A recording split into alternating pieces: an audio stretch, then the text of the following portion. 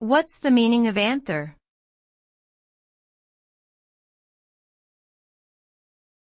Anther.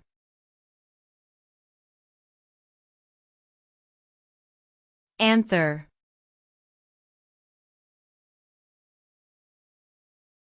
Anther.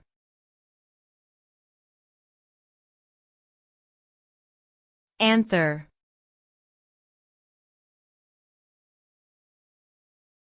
Anther.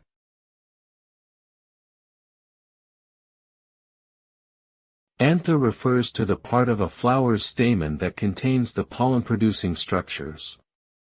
It is typically located on a long, slender stalk called a filament. The anther produces pollen grains, which are crucial for the process of fertilization in plants.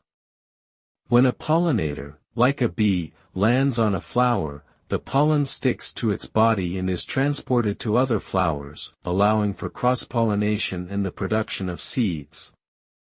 In short, the anther is a critical component of a flower's reproductive system, playing a key role in the perpetuation and diversification of plant species.